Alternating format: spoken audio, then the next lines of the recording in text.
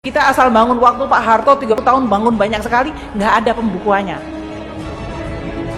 Sehingga banyak sekali Republik itu kehilangan cukup banyak aset-aset strategis. Salah satu contoh yang barangkali Anda semua lihat adalah Kompleks Senayan Gelora Bung Karno.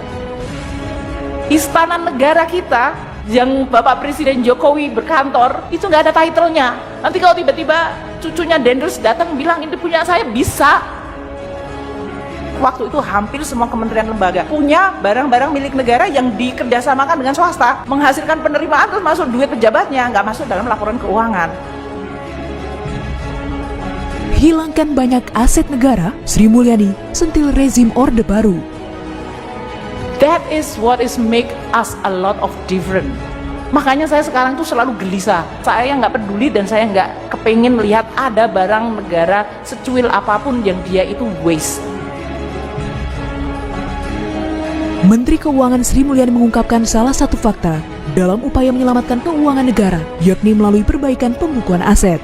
Dalam hal ini, Sri menjelaskan jika negara Indonesia sebelumnya tidak memiliki neraca keuangan, sehingga barang berharga milik negara, termasuk aset dan properti penting lainnya, tidak pernah tercatat sebagai milik negara, di mana hal itu terjadi selama masa kepemimpinan Presiden kedua, Soeharto. Mulainya, Republik Indonesia tadinya nggak punya neraca, jadi barang milik negara pun tidak diadministrasikan, tidak direkod. Kita asal bangun waktu Pak Harto 30 tahun bangun banyak sekali, nggak ada pembukuannya.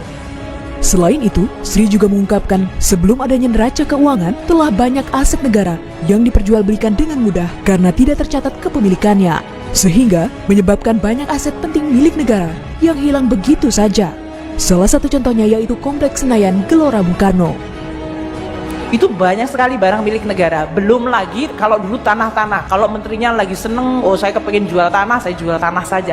Karena dulu nggak pernah ada pengadministrasian. Sehingga banyak sekali Republik itu kehilangan cukup banyak aset-aset strategis. Salah satu contoh yang barangkali Anda semua lihat adalah Kompleks Senayan Gelora Bung Karno.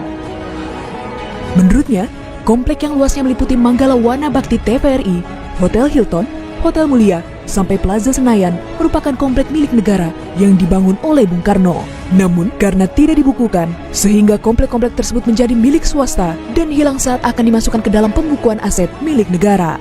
Seperti halnya Hotel Hilton yang kini berganti nama menjadi Hotel Sultan.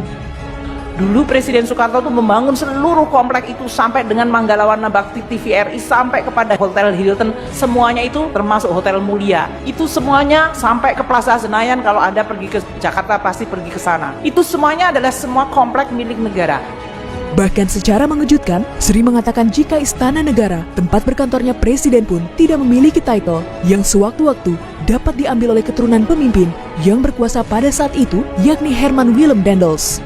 Istana negara kita yang Bapak Presiden Jokowi berkantor itu nggak ada title-nya. Nanti kalau tiba-tiba cucunya Dendels datang bilang ini punya saya, bisa.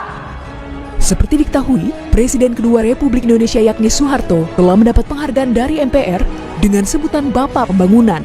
Tidak sedikit bangunan yang telah berdiri ketika dirinya berkuasa selama 32 tahun dan salah satunya Taman Mini Indonesia Indah. Taman Mini Indonesia Indah sendiri merupakan peninggalan dari mendiang Ibu Tien, istri dari Presiden Soeharto, yang saat ini pengelolaannya sedang menjadi incaran KPK karena pemasukannya untuk negara tidak optimal, di mana yang menjadi pengelolanya adalah yayasan swasta Harapan Kita yang diketuai oleh anak pertama dari Soeharto, Siti Hardianti Rukmana, yang biasa dikenal dengan Mbak Tutut. Selain Taman Mini Indonesia Indah dan Kompleks Senayan Gelora Bung Karno, setidaknya masih banyak lagi peninggalan aset negara dari zaman Bung Karno dan Soeharto yang belum masuk ke dalam pembukuan neraca keuangan negara. Semoga dengan kerja keras Menteri Keuangan bersama jajarannya dapat membenahi dan mengembalikan seluruh aset negara untuk generasi-generasi yang akan datang.